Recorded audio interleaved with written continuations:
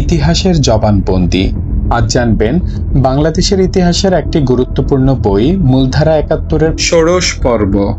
মুক্তিযুদ্ধে সম্পূর্ণ ৯ মাসের একটি প্রামাণ্য দলিল হিসেবে বইটি ব্যাপক সমাদৃত। লেখক মইদুল হাসান মুক্তিযুদ্ধকালীন সময় দেশের অভ্যন্তরীণ অবস্থা, বহির্বিশ্বের ভূমিকা এবং বিশেষ করে প্রবাসী অস্থায়ী সরকারকে ভারত কতটুকু এবং কিভাবে সহযোগিতা করেছে তার সম্যক ধারণা বইটির মাধ্যমে তথ্য সমৃদ্ধ করে তুলে ধরেছেন। মুজিবনগর সরকারের আনুষ্ঠানিক সূচনা নিয়ে প্রচারণা থাকলেও যুদ্ধকালীন সময়ে ভারতে অবস্থানরত এই সরকারের ভূমিকা নিয়ে অনেকের ধারণাই অস্পষ্ট।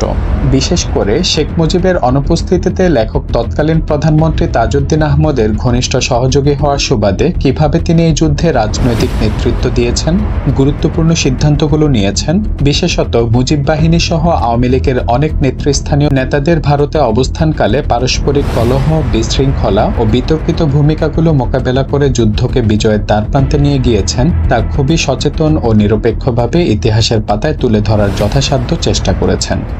মূলধারা ৭১, বইটি পাঠ করছি আমি মাহমুদুল হাসান।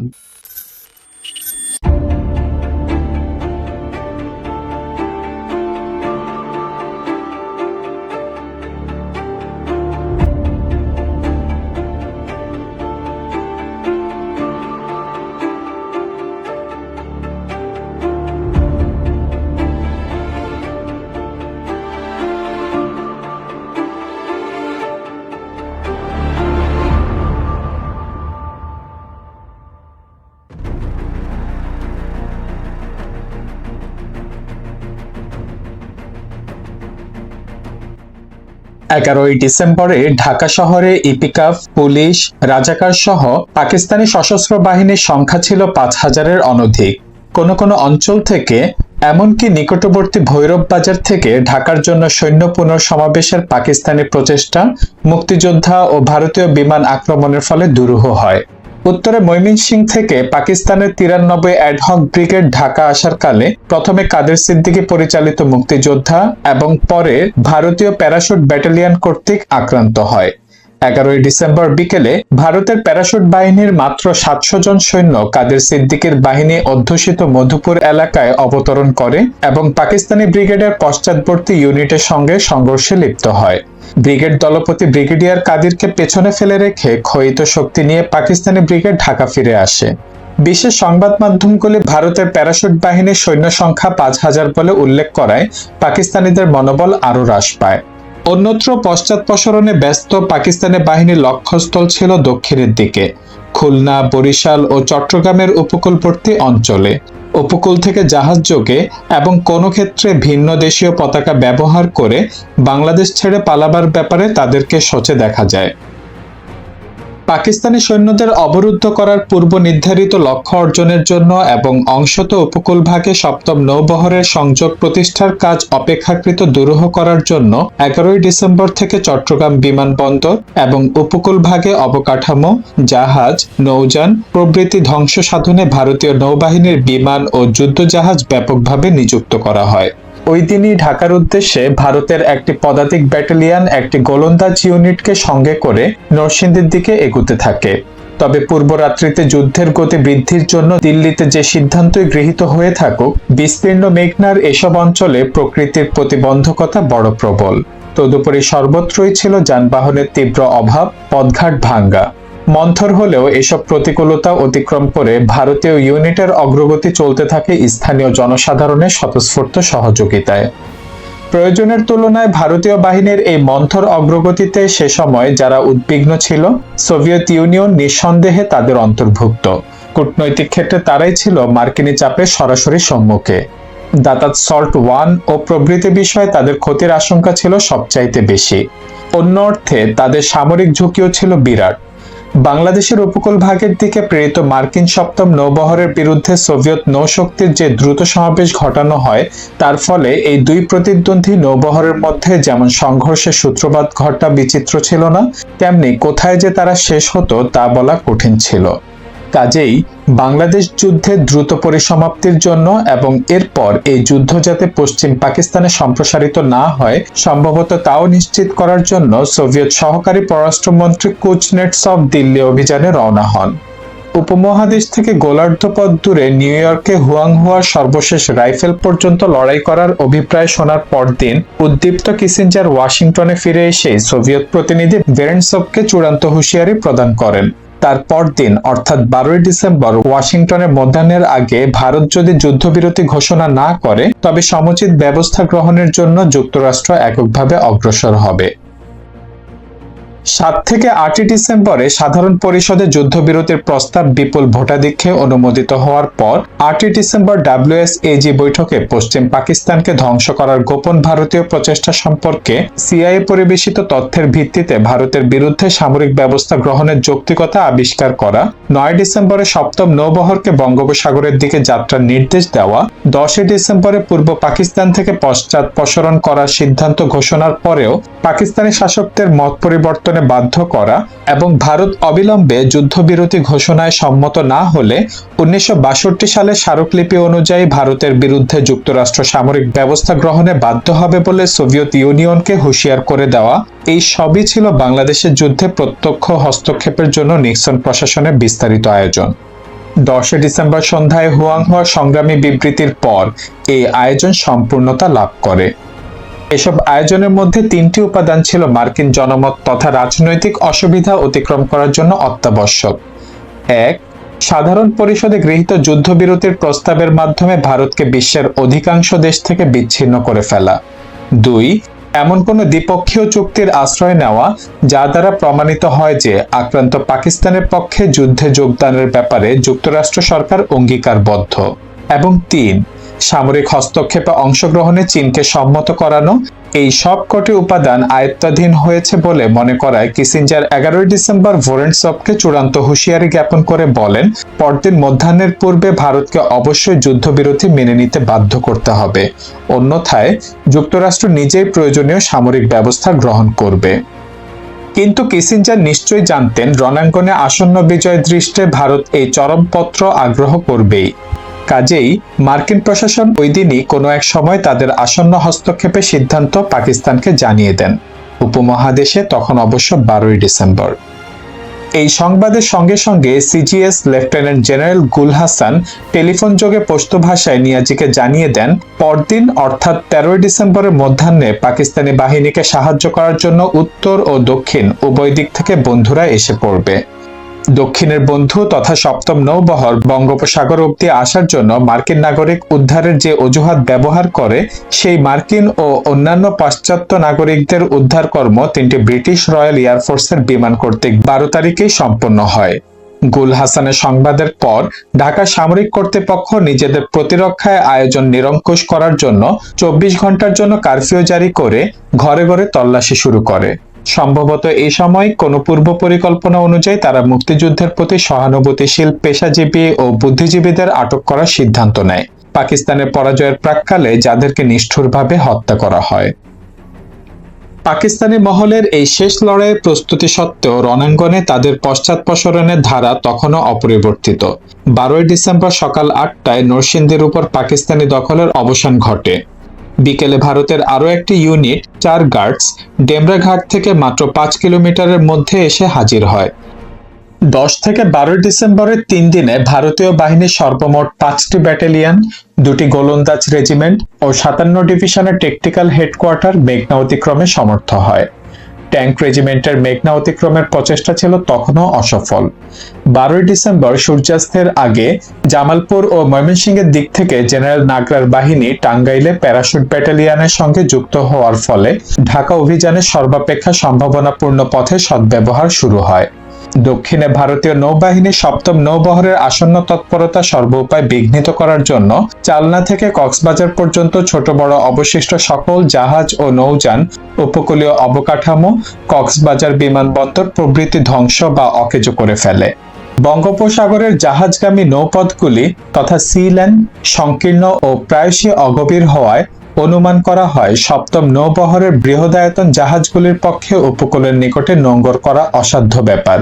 তাদের বিমান আক্রমণ ও হেলি উত্তোলন ক্ষমতা যথেষ্ট হলেও পর্যাপ্ত সংখ্যক উপকূলীয় জলযানের অভাবে স্থলভাগের সঙ্গে সংযোগ প্রতিষ্ঠা অথবা পাকিস্তানি সৈন্য অপসারণের কাজ বহুলাংশে দুরূহ হবে বলে মনে করা হয়। দিল্লিতে কুচনেটসভ এবং মস্কোতে ডিপি ধরে যুগপৎ আলোচনার ফলে দ্রুতগতিতে উভয় সরকার মার্কিন ও চীনা হস্তক্ষেপের হুমকি মোকাবেলায় যুগ্ম ভূমিকা গ্রহণে সক্ষম হন। সপ্তম নৌবহরের আগমন সংক্রান্ত খবর তখনও এবং 13 ডিসেম্বরের সন্ধ্যা পর্যন্ত ভারতে কেবল স্বল্প সংখ্যক নীতি নির্ধারকদের মধ্যে সীমিত। তবু মার্কিন প্রশাসনের হুমকির প্রকাশ্য জবাব দান এবং ভারতের জনসাধারণকে আসন্ন বিপদ ও কঠোর সংগ্রামের জন্য প্রস্তুত করার উদ্দেশ্যে 12 ডিসেম্বর দিল্লিতে বিশেষভাবে আয়োজিত এক জনসভায় ইন্দিরা গান্ধী সম্মুখের অন্ধকার দিন ও দীর্ঘতর যুদ্ধের সম্ভাবনা সম্পর্কে সতর্ক করেন। সেই সঙ্গে সাধারণ পরিষদের সাম্প্রতিক আহ্বানের জবাবে এবং পরোক্ষভাবে মার্কিন চরমপত্র প্রত্যাখ্যান করে জাতিসংঘ মহাসচিব উথানকে এক বার্তায় ইন্দিরা জানান, ভারত যুদ্ধবিরতি ঘোষণা এবং ভারতীয় সৈন্য স্বদেশে ফিরিয়ে আনার জন্য প্রস্তুত আছে। একমাত্র যদি পাকিস্তান বাংলাদেশ থেকে সৈন্য প্রত্যাহারে এবং বাংলাদেশ সরকারের সঙ্গে শান্তিপূর্ণ মীমাংসায় পৌঁছতে সম্মত হয়। সোভিয়েত ইউনিয়ন যদিও সপ্তম নৌবহরের অনুসরণ অথবা মোকাবেলা করার জন্য ভারত মহাসাগরে তার নিজের নৌবহর জোরদার করে, তবু এই সম্পর্কে ভারতকে অবহিত রাখা ভিন্ন তা নিয়ে কোনো প্রচার, সতর্কবাণী উচ্চারণ বা অন্য কোনো প্রকার প্ররোচনামূলক কাজ থেকে সম্পূর্ণ বিরত থাকে। কূটনৈতিক ক্ষেত্রে আমেরিকা প্রায় নিরবিচ্ছিন্ন সতর্কবাণী এবং 12 ডিসেম্বর মধ্যাহ্নের পূর্বে ভারতকে যুদ্ধবিরতি ঘোষণা বাধ্য করার জন্য চরমপত্র লাভ করা সত্ত্বেও সোভিয়েত সরকার সেগুলি সরাসরি অগ্রাহ্য বা প্রতিবাদ না করে বরং সংলাপের ধারা অব্যাহত রাখেন এবং দাতাত প্রক্রিয়ার কাঠামো অক্ষুণ্ণ রেখেই আমেরিকান অভিযোগের সমাধান অন্বেষণে দৃশ্যত সচেষ্ট থাকেন। তবে তাদের এই প্রচেষ্টা কার্যক্ষেত্রে কালক্ষেপণের সমতুল্য হয়ে ওঠে, যেন এইভাবে বাংলাদেশ যুদ্ধের সফল পরিসমাপ্তির জন্য ভারতকে সময় দেওয়াই তাদের মূল লক্ষ্য। কিন্তু যে দুটি ক্ষেত্রে শক্তি প্রদর্শন প্রয়োজন ছিল, সেখানে নিঃশব্দে, যথোচিত মাত্রাতে এবং মার্কিন উপগ্রহের ক্যামেরার সামনে তা প্রদর্শিত হয়। মার্কিন নৌশক্তি মোকাবেলার ক্ষেত্রে ভারত মহাসাগরে এবং চীনকে নিবৃত্ত করার ক্ষেত্রে সিনকিয়াং সীমান্তে সোভিয়েত সামরিক শক্তির নিঃশব্দ প্রদর্শনী দ্বিধান্বিত চীনের সিদ্ধান্তকে প্রভাবিত করে সম্পূর্ণ অর্থে। বাংলাদেশ যুদ্ধের সময় সংলাপ ও শক্তি প্রদর্শনের এই সমন্বয় সম্ভবত দ্বিতীয় মহাযুদ্ধোত্তর সোভিয়েত কূটনীতির সফলতম দৃষ্টান্তসমূহের অন্যতম। 12 ডিসেম্বর রবিবার হওয়া সত্ত্বেও মধ্যাহ্নের বেশ আগে থেকে যুদ্ধবিরতি ঘোষণায় ভারতকে বাধ্য করার প্রশ্নে সোভিয়েত ইউনিয়নের চূড়ান্ত জবাব শোনার জন্য হোয়াইট হাউসের খাস কামরা ওভাল অফিসে প্রেসিডেন্ট নিক্সন তার জাতীয় নিরাপত্তা বিষয়ক সহকারী হেনরি কিসিঞ্জার এবং তথ্য সহকারী আলেকজান্ডার হেগ উৎকণ্ঠিত চিত্তে অপেক্ষমান ছিলেন। নির্ধারিত সময়সীমার প্রায় 2 ঘন্টা আগে সোভিয়েত ইউনিয়ন আমেরিকার চরমপত্রের উত্তরে কেবল জানায়, পশ্চিম পাকিস্তানে ভারতের কোনো আক্রমণাত্মক অভিপ্রায় নেই। কিন্তু মার্কিন প্রশাসন যে উদ্দেশ্যে এই চরমপত্র দেন, সেই মূল বিষয় তথা পূর্বাঞ্চলে যুদ্ধবিরতি ঘোষণায় ভারতকে বাধ্য করার প্রশ্নে সোভিয়েত ইউনিয়ন নীরব থাকে।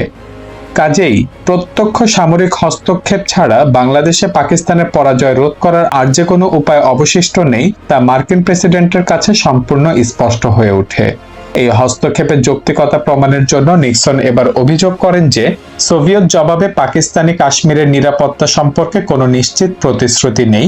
বস্তুত পাকিস্তান ও ভারত উভয় রাষ্ট্রই একে অপরের অধীনস্থ কাশ্মীরকে বিরোধপূর্ণ মনে করে এবং 3রা ডিসেম্বরে যুদ্ধ হওয়ার পর পাকিস্তান ভারতীয় জম্মু ও কাশ্মীরের কিছু অংশ দখল করে নেওয়ায় তা পুনরুদ্ধারের পূর্বে ভারত সরকারের পক্ষে এই জাতীয় প্রতিশ্রুতি দেওয়া যে রাজনৈতিকভাবে সম্ভব নয়, তা ভারতীয় রাষ্ট্রদূত এলকে ঝা মার্কিন পররাষ্ট্র দফতরকে অবহিত করেন।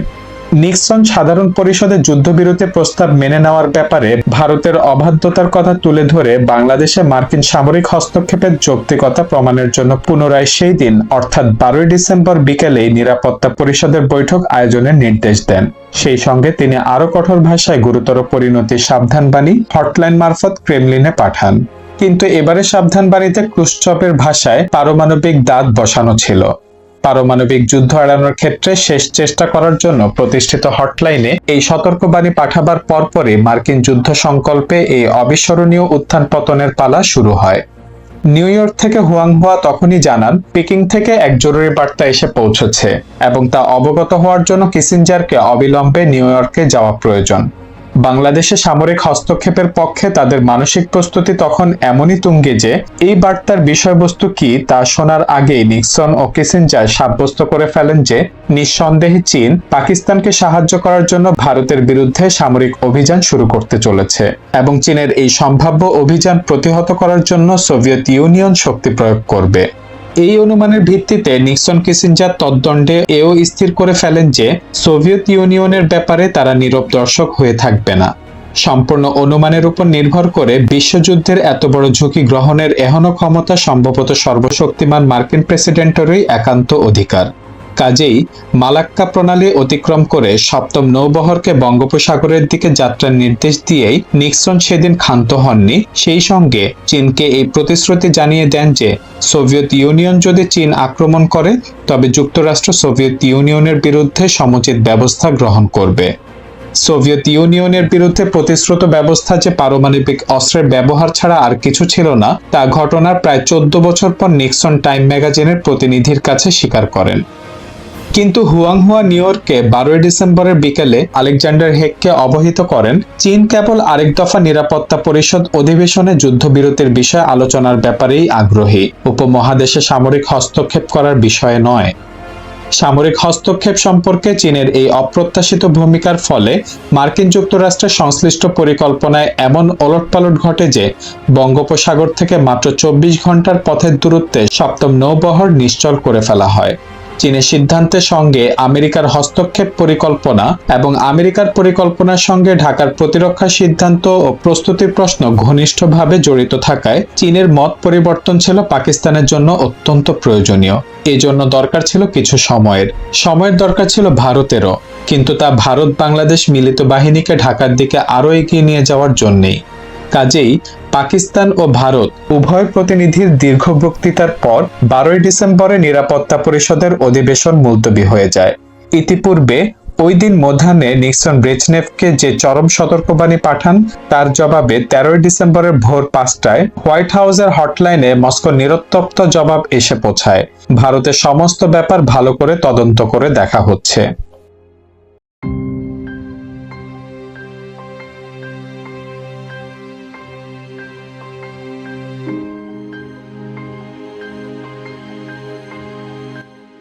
এদিকে উপমহাদেশে 13 ডিসেম্বরে নিয়াজিকে জানানো হয় ওই দিন পাক বাহিনীর সহায়তার জন্য মিত্রদের যে এসে পৌঁছানোর কথা ছিল তা 48 ঘন্টার জন্য পিছিয়ে দেওয়া হয়েছে। পাকিস্তানের ঊর্ধ্বতন নেতৃত্ব চীনকে সামরিক হস্তক্ষেপের ব্যাপারে রাজি করানোর কাজে ইসলামাবাদে সারাদিন ধরে চেষ্টা চালিয়ে যায়। পিকিংয়ে পাকিস্তানি দূতাবাসকেও দেখা যায় কর্মতৎপর। মার্কিন যুক্তরাষ্ট্র ও পাকিস্তানের এই মিলিত প্রচেষ্টার ফলে সিকিম ভুটান সীমান্তে মোতায়েন চীনা সৈন্যবাহিনীকে কিছুটা তৎপর হতে দেখা যায়, কিন্তু ভারতে যে তা বিশেষ উদ্বেগের সঞ্চার করেছিল এমন নয়। এদিকে বাংলাদেশ সরকারের প্রবাসী সদর দপ্তরে বাংলাদেশকে ভারত থেকে বিচ্ছিন্ন করার এক অসফল প্রয়াস ঠিক একই সময় পরিলক্ষিত হয়। 12 থেকে 13 ডিসেম্বরে নিউ ইয়র্কের মধ্যরাত্রির আগে সামরিক হস্তক্ষেপের বিষয়ে চীনের সম্মতি আদায় সাপেক্ষে সপ্তম নৌবহরকে নিশ্চল করা এবং নিরাপত্তা পরিষদের বৈঠক মুলতবি করার ব্যবস্থা চলছিল। ঠিক সেই সময় কলকাতায় 13 ডিসেম্বর সকালে পররাষ্ট্র সচিবের পদ থেকে প্রায় মাসাধিককাল যাবৎ অব্যাহতিপ্রাপ্ত মাহবুব আলম চাষী যুদ্ধবিরতির এক বিবৃতিতে স্বাক্ষর সংগ্রহের উদ্দেশ্যে অস্থায়ী রাষ্ট্রপতির সঙ্গে দেখা করেন।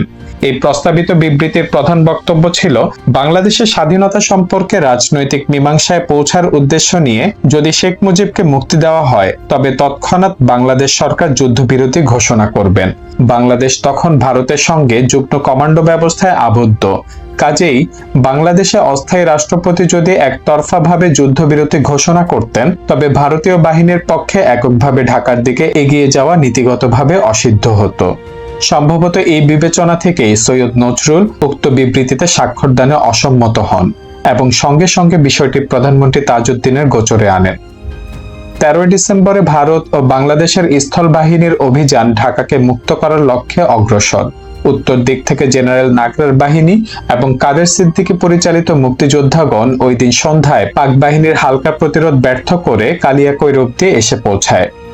বাংলাদেশ নিয়মিত বাহিনীর সর্বপ্রথম ইউনিট হিসেবে 2 ইবি ঢাকা শীতলক্ষার পূর্ব পাড়ে মুরাপাড়ায় উপস্থিত হয় একই দিনে। ঢাকার পূর্ব দিকে ডেমরা ফেরির দিকে অগ্রসরমান ভারতীয় বাহিনী পাকিস্তানের প্রতিরোধের সম্মুখীন। ঢাকায় অবস্থিত পাকিস্তানি ট্যাঙ্কের মোকাবেলা করার মতো ভারতীয় ট্যাঙ্ক তখনও মেঘনা অতিক্রমে অসমর্থ এবং তৎকারণে ঢাকা নগরীতে পাকিস্তানের প্রতিরোধের বিরুদ্ধে চূড়ান্ত স্থল অভিযানের তখনও দেরি। সমুদ্রপথে পলায়নের সুযোগ লোপ পাওয়ায় ঢাকায় পাকিস্তানি সৈন্য সংখ্যা দ্রুত বাড়তে শুরু করে। ফলে চূড়ান্ত লড়াইয়ের ক্ষেত্র হিসেবে ঢাকার সম্ভাব্য ক্ষয়ক্ষতির আশঙ্কাও দ্রুত বৃদ্ধি পেতে থাকে। কিন্তু সমগ্র আকাশ জুড়ে ভারতীয় বিমান বাহিনীর একচ্ছত্র অধিকার ঢাকায় পাকিস্তানি সামরিক অবস্থানের বিরুদ্ধে তাদের নির্ভুল ও তীব্রতর আক্রমণ রচনা, ভারতীয় নৌবাহিনী কর্তৃক পলায়ন উপযোগী সকল সমুদ্রযানের ধ্বংস সাধন, ভারতীয় স্থল বাহিনীর পূর্ব পরিকল্পিত অভিযানের মুখে বাংলাদেশের বিভিন্ন অঞ্চলে খণ্ড বিখণ্ড পাকিস্তানি বাহিনীর পরাজয় বরণ, ঢাকার ভিতরে সর্বত্র বিরুদ্ধচারী মানুষ, সুযোগের প্রতীক্ষারত অগণিত মুক্তিযোদ্ধা, ঢাকার চারপাশে ভারতের ও বাংলাদেশের মিলিত বাহিনীর ক্রমসংকুচিত বেষ্টনী এবং শেষ ভরসার স্থল আমেরিকা ও চীনের প্রতিশ্রুত হস্তক্ষেপ পুনরায় পিছিয়ে যাওয়া, এই সমস্ত কিছুর একত্র সমাবেশের ফলে ঢাকায় পাকিস্তানি সেনানায়কদের মনোবল উঁচু রাখার সামান্যতম অবলম্বন কোথাও ছিল না। প্রত্যাশন ও বিপর্যয়ের মুখে আত্মসমর্পণের জন্য জেনারেল মানেকশর তৃতীয় ও সর্বশেষ আহ্বানে সাড়া দেওয়াই অবরুদ্ধ পাকিস্তানি নেতৃত্বের পক্ষে প্রাণ রক্ষার একমাত্র উপায় হয়ে ওঠে। অবরুদ্ধ পাকিস্তানি নেতৃত্বের এই মনস্তাত্ত্বিক বিপর্যয় ঢাকায় তাদের শেষ প্রতিরক্ষার স্পৃহাকে প্রায় নিঃশেষিত করে ফেলে। 13 ডিসেম্বর নিরাপত্তা পরিষদের মুলতবি বৈঠকে মার্কিন যুক্তরাষ্ট্রের যুদ্ধবিরতি প্রস্তাব তৃতীয় সোভিয়েত ভোটের মুখে যথারীতি বাতিল হয়ে যায়। যে কারণেই হোক, সামরিক হস্তক্ষেপের প্রশ্নে চীনের সম্মতির সম্ভাবনাকে তখনও যুক্তরাষ্ট্র সম্পূর্ণ বাতিল করে উঠতে পারেনি। কাজেই সেই ভরসায় 24 ঘন্টা নিশ্চল রাখার পর সপ্তম নৌবহরকে পুনরায় সচল করা হয় বঙ্গোপসাগরের দিকে। কিন্তু সামগ্রিক ঘটনাবলী দৃষ্টে এই নৌ অভিযানের পূর্ব নির্ধারিত লক্ষ্যের কতখানি অবশিষ্ট ছিল তা অজ্ঞাত। চীনকে নিয়ে বিস্তর টানাটানির পরেও সামরিক হস্তক্ষেপের পক্ষে তাদের দৃঢ় সম্মতির অভাব, ঢাকা নগরীতে শেষ প্রতিরক্ষার ব্যবস্থা গ্রহণে পাকিস্তানি বাহিনীর পরিদৃষ্ট ব্যর্থতা এবং বঙ্গোপসাগরে ও তার আশেপাশে সোভিয়েত রণতরী ও সাবমেরিন বহনের নীরব সম্বর্ধনা দৃষ্টে সপ্তম নৌবহরের সামরিক লক্ষ্য পুনর্নির্ধারণ অসঙ্গত ছিল না। আর কোনোভাবে না হোক, শেষ পর্যন্ত পাক বাহিনীর উদ্ধার কার্যে নিযুক্ত হওয়ার আবশ্যকতা দেখা দিতে পারে। ক্রমশ এই ধরনের এক অস্পষ্ট উদ্দেশ্য নিয়েই মার্কিন নৌবহর বঙ্গোপসাগরের দিকে অগ্রসর হতে থাকে। উপমহাদেশে 14 ডিসেম্বর ছিল অত্যন্ত ঘটনাবহুল দিন। একমাত্র ঢাকা শহর এবং গুটিকয় ছোট এলাকা বাদে সারা বাংলাদেশ তখন শত্রুমুক্ত। কোনো সরকারি নির্দেশ বা আবেদনের আগেই হাজার হাজার শরণার্থী সহজাত প্রবৃত্তির টানে বিগত কদিন ধরে ফিরতে শুরু করেছে যে যার পরিত্যক্ত বসত ভিটে মাটির দিকে। অবশ্য বিপুল সংখ্যাগরিষ্ঠই তখনও স্বদেশমুখী নন।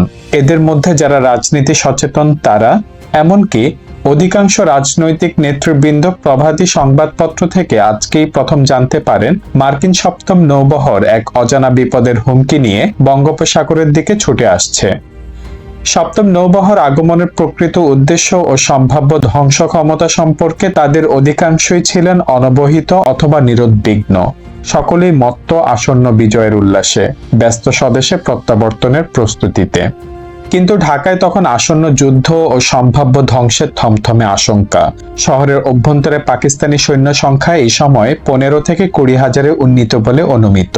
ঢাকাকে মুক্ত করার জন্য সমবেত ভারত ও বাংলাদেশ বাহিনীর সংখ্যাও দ্রুত ঊর্ধ্বমুখী।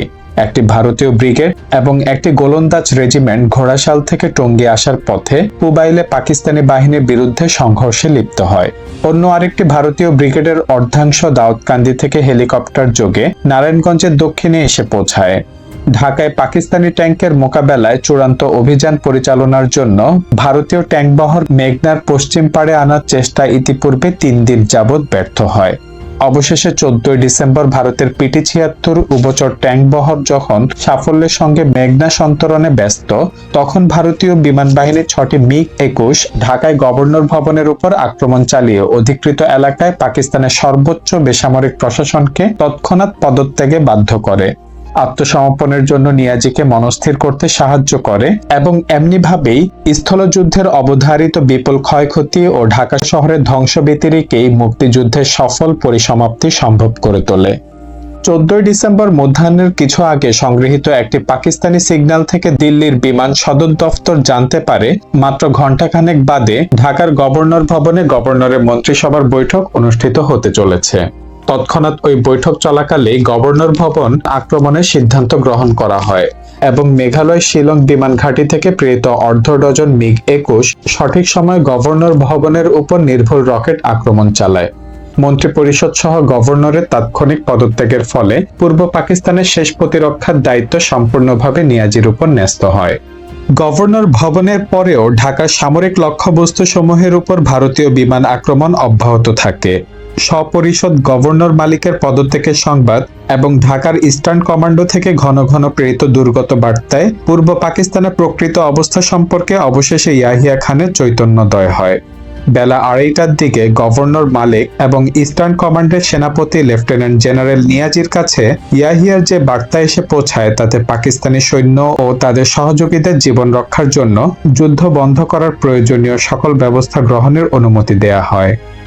14 ডিসেম্বর ওয়াশিংটনের ভোর 3টায় অর্থাৎ ঢাকায় ভারতীয় বিমান বাহিনী কর্তৃক গভর্নর ভবন আক্রমণের অন্তত 2 ঘণ্টা পরে সোভিয়েত সরকার নিক্সনের সর্বশেষ চরমপত্রের জবাবে জানান, উপমহাদেশ প্রশ্নে তাদের দুই সরকারের ভূমিকা যথেষ্ট নিকটতর এবং ভারত সরকারের কাছ থেকেও দৃঢ় প্রতিশ্রুতি পাওয়া গেছে যে পশ্চিম পাকিস্তানের কোনো ভূখণ্ড দখলের পরিকল্পনা তাদের নেই।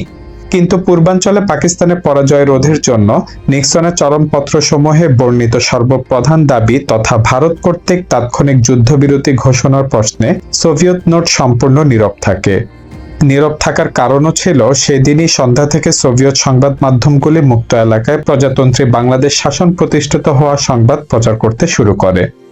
এদিকে বিমান আক্রমণের ফলে ঢাকায় ট্রান্সমিটার কয়েকদিন আগেই অচল হয়ে পড়েছিল। কাজেই ইয়াহিয়ার অনুমতি লাভের পর লেফটেন্যান্ট জেনারেল নিয়াজি কয়েকটি শর্ত সম্বলিত যুদ্ধবিরতির এক প্রস্তাব ভারত সরকারের কাছে পাঠানোর জন্য মার্কিন কনসাল জেনারেল স্পিভাককে অনুরোধ জানায়। স্পিভাক বার্তাটি দিল্লি না পাঠিয়ে ওয়াশিংটনে পাঠান। যদিও যে কোনো বার্তা তৎক্ষণাৎ পৃথিবীর যে কোনো প্রান্তে পাঠাবার মতো ব্যবস্থা মার্কিন যুক্তরাষ্ট্রের ছিল, তবুও শান্তি প্রতিষ্ঠার জন্য অসাধারণ গুরুত্বপূর্ণ এই বার্তা, যা অবিলম্বে পৌঁছলে ঢাকায় বন্দী কিছু বুদ্ধিজীবী সহ অনেকের প্রাণ হয়তো রক্ষা পেত। সংশ্লিষ্ট পাপকের কাছে পৌঁছাতে প্রায় 21 ঘণ্টা অতিবাহিত হয়। এই অসাধারণ বিলম্ব থেকে অনুমান করা চলে বার্তাবাহক মার্কিন প্রশাসন পাকিস্তানকে পরাজয়ের হাত থেকে রক্ষা করার সকল অবশিষ্ট সম্ভাবনা ইতিমধ্যে অন্বেষণ করেন। ইতিপূর্বে ইয়াহিয়ার পূর্ণ অনুমতি নিয়ে রাও ফরমান আলী 10 ডিসেম্বর যুদ্ধবিরতি, পাকিস্তানি সৈন্য প্রত্যাহার এবং ক্ষমতা হস্তান্তরের যে প্রস্তাব জাতিসংঘের কাছে পাঠিয়েছিল তা কেবলমাত্র মার্কিন সরকারের হস্তক্ষেপের ফলেই বাতিল হয়। সপ্তম নৌবহর তাদের সাহায্য করার জন্য দ্রুত এগিয়ে আসছে এই মর্মে নিশ্চয়তা লাভ করার পরেই আরও 5 দিনের জন্য এই যুদ্ধ সম্প্রসারিত হয়।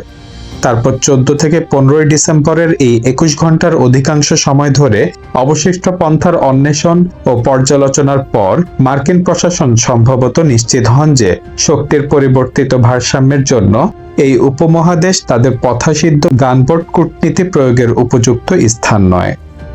15 ডিসেম্বর অপরাহ্নে নিয়াজির যুদ্ধবিরতি বার্তা দিল্লিতে পৌঁছানোর পর দেখা যায় পাক বাহিনীর আত্মসমর্পণ এই প্রস্তাবের অন্তর্গত নয়।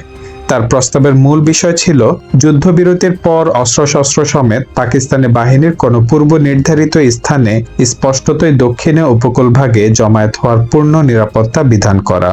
এছাড়া 1947 সাল থেকে যেসব বহিরাগত পূর্ব বাংলায় বসবাস করে এসেছে এবং স্থানীয় অধিবাসীদের মধ্যে যারা 1971 মার্চ থেকে পাকিস্তানি শাসনের সঙ্গে সহযোগিতা করেছে তাদের যাতে কোনো ক্ষতি না করা হয় তন্মধ্যে নিশ্চয়তা লাভের অনুরোধ নিয়াজির বার্তায় জানানো হয়।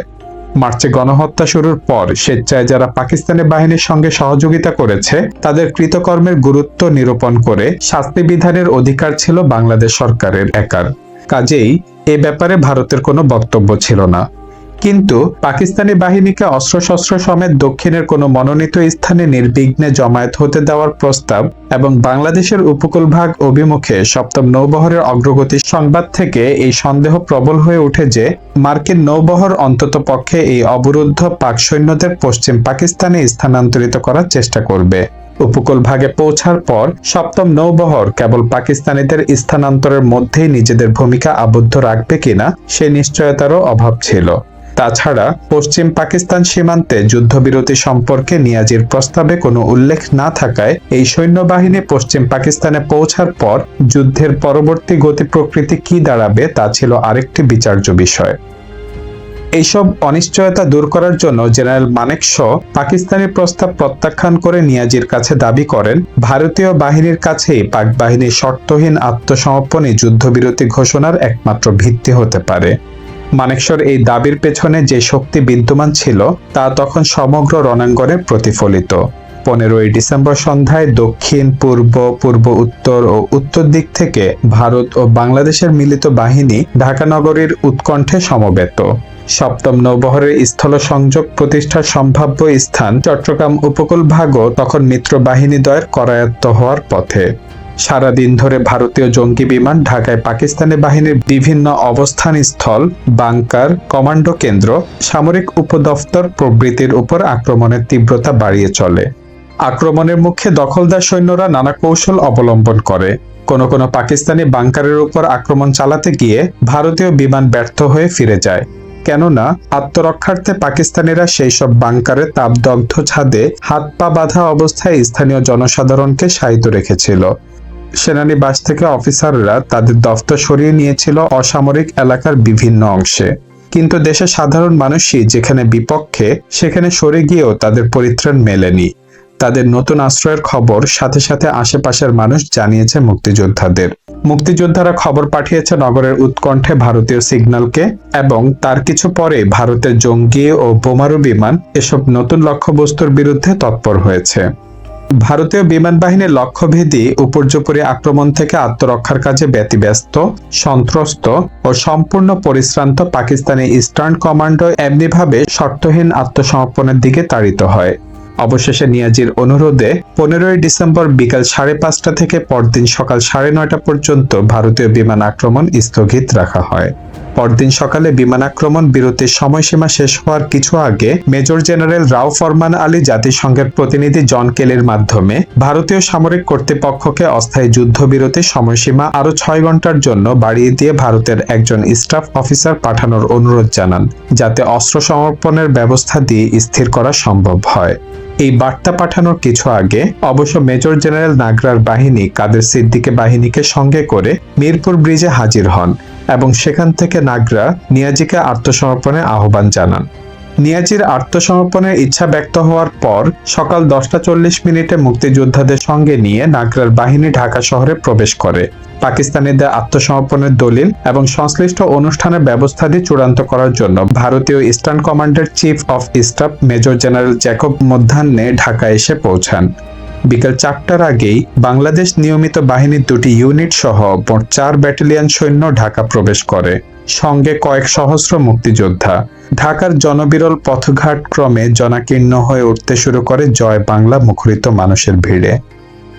বিকেল 4টায় ভারতের ইস্টার্ন কমান্ডের প্রধান ও ভারত বাংলাদেশ যুগ্ম কমান্ডের অধিনায়ক লেফটেন্যান্ট জেনারেল জগজিৎ সিং অরোরা, বাংলাদেশের deputy chief of staff group captain Abdul Karim Khandker এবং ভারতের অপরাপর সশস্ত্র বাহিনীর প্রতিনিধিগণ ঢাকা অবতরণ করেন। এর আধ ঘন্টা বাদে ঐতিহাসিক রেসকোর্স ময়দানে এক বিশাল হর্ষোৎফুল্ল জনতার উপস্থিতিতে ভারত বাংলাদেশ মিলিত বাহিনীর কাছে পাকিস্তানি সমরাধিনায়ক লেফটেন্যান্ট জেনারেল নিয়াজি বাংলাদেশে অবস্থিত সকল পাকিস্তানি বাহিনীর পক্ষে আত্মসমর্পণের দলিলে স্বাক্ষর করেন। কিছু পরেই ইন্দিরা গান্ধী পূর্ব ও পশ্চিম উভয় রণাঙ্গনে ভারতের পক্ষ থেকে এককভাবে যুদ্ধবিরতি ঘোষণা করেন। পাকিস্তানি বাহিনীর আত্মসমর্পণের দিনই সপ্তম নৌবহর প্রবেশ করে বঙ্গোপসাগরের দক্ষিণতম প্রান্তে, কিন্তু বাংলাদেশ তখন পাকিস্তানের দখল থেকে সম্পূর্ণভাবে মুক্ত।